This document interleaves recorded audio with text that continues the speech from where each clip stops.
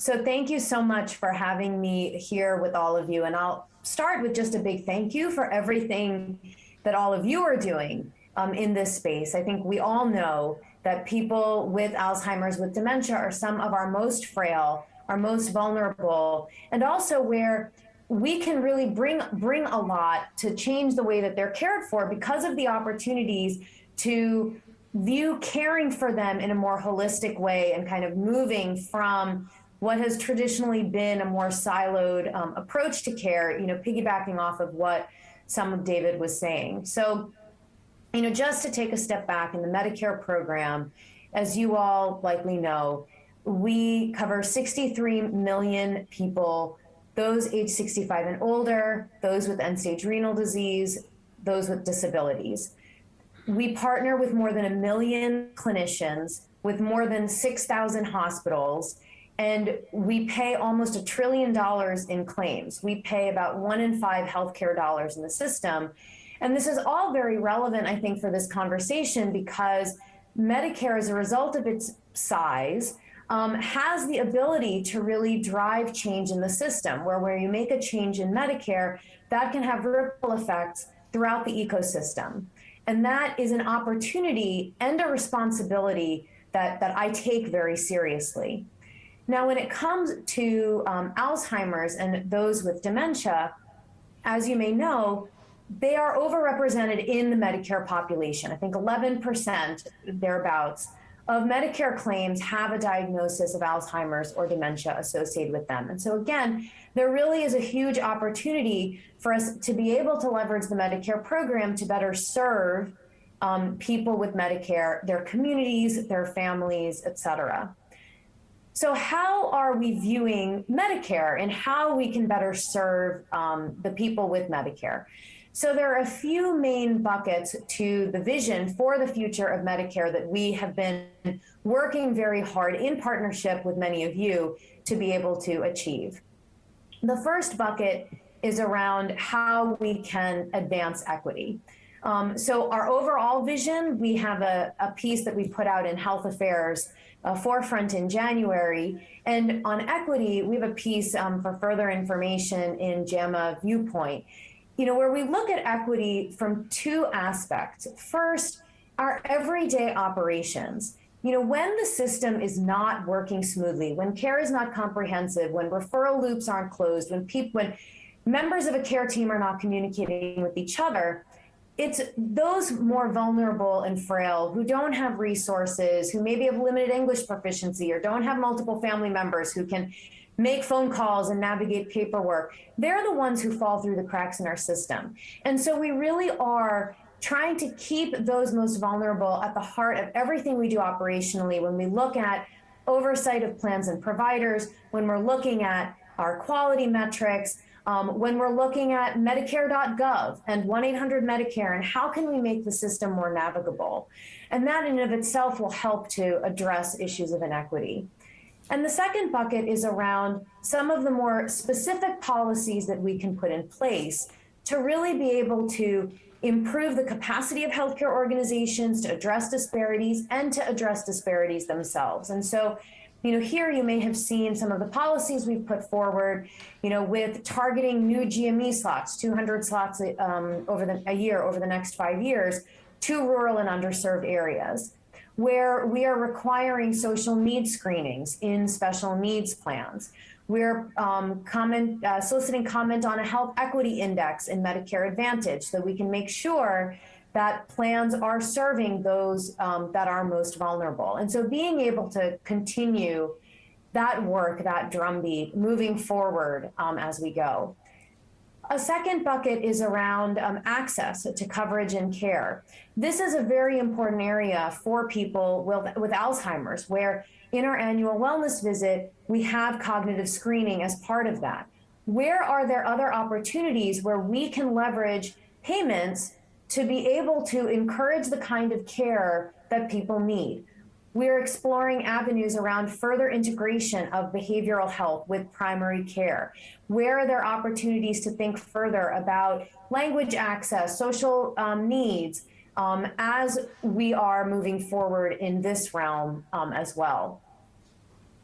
this brings me to the next bucket of how do we actually think about care differently? So there's ways that you can improve payments and drive access through our traditional avenues with fee-for-service and Medicare Advantage, but then also thinking beyond that, how do we innovate to create those more holistic models and bring more people with Medicare under those models? So this is thinking about our accountable care organizations, right, where you have a more team-based approach to care, where being able to address someone's needs more holistically can keep them out of the hospital, can keep them healthy. So there are opportunities to do well on quality metrics, to do better by the patient, and to generate shared savings. And we have a goal of bringing 100% of Medicare beneficiaries in traditional Medicare under one of these relationships by 2030.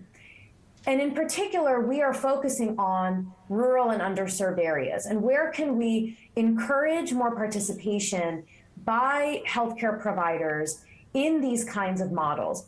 But I know all too well, being a physician, leading some of these models, that it's not just about the numbers of, okay, let's bring people into these models and check a box and we declare victory, because what do you actually do to leverage those models? And this is where CMS, we have levers. We have our regulatory levers, our payment levers, right? They are kind of at the 30,000-foot level.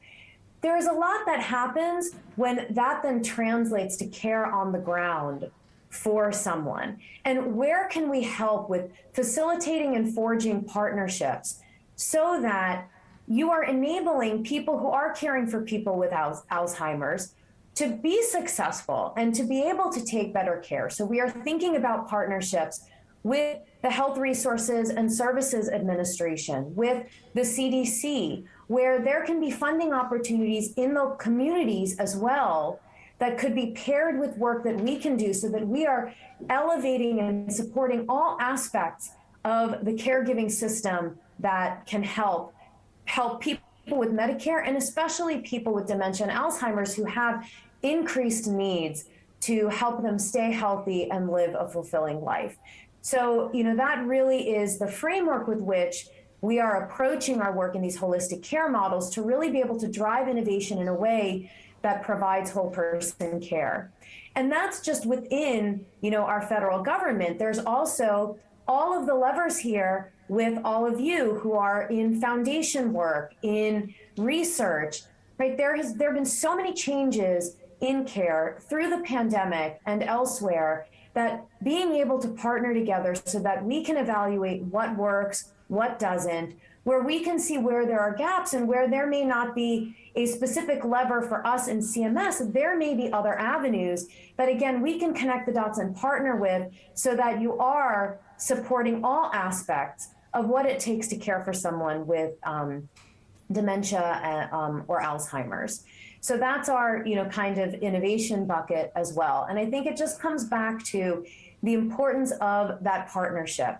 Again, where we can bring together social services and healthcare services and support each side of those as they're trying to work with each other and work to care for people. Being able to leverage, for example, our accountable care organization learning community so that we can share what resources are available. Being able to partner with foundations and with other grant-making organizations within the administration to make sure that our efforts are all aligned. Alongside aligning within CMS between Medicare Advantage and traditional Medicare, and also with Medicaid, especially with our duly eligible population. But even beyond that, where, again, I know as a provider, when there are 50 different ways that you are supposed to do things based on who's paying the bill for a particular person, that creates confusion and doesn't necessarily galvanize the momentum for true system change. So really being able to create that alignment. And I think the other side of that partnership is the research side that I want to make sure to spend a little bit of time on. As Richard mentioned, I have a PhD in health economics as well, so I'm a recovering health services researcher perhaps. And I appreciate the power that research can have. Especially as we are evaluating all of the changes that have occurred through the pandemic and figuring out between telehealth and the leveraging of community health workers, and where there are better opportunities for integration of public health with the more traditional healthcare system. This is where research can bring a lot to the table in helping us to understand what has already occurred, what has worked and what hasn't, where are there gaps, and where can there be more work? Where can interventions be targeted, and being able to engage in that way? Just to give the example of telehealth, which I know has really blossomed during the pandemic, being able to see where telehealth has made a difference and where there are opportunities for improvement, where we think about equity and issues about broadband and culture and linguistic access, and where we can make sure that the innovations that are being provided, that we're looking at with that evaluative eye to see where it's working and where it's not, and where we might need to make adjustments. And so really to be able to say as well the importance of research in this area, because there is a lot of momentum to address inequities, to think about care beyond just a siloed office visit or hospitalization that has a diagnostic code and an E&M code and a CPT code, but to really think about the family caregivers, to think about the community, to think about the social needs, so that we can make sure that we are addressing the needs of people with Alzheimer's and dementia in a way that is more effective, that leads to better care and smarter spending of money with improved health of the people that we serve. And so I thank you again for all of the work that all of you do every day. And it's truly an honor to be able to partner with you, to share, how we're thinking about the future of Medicare, and to invite all of you to co-create that future with us, particularly for this very vulnerable population, that we really can improve the care that they get.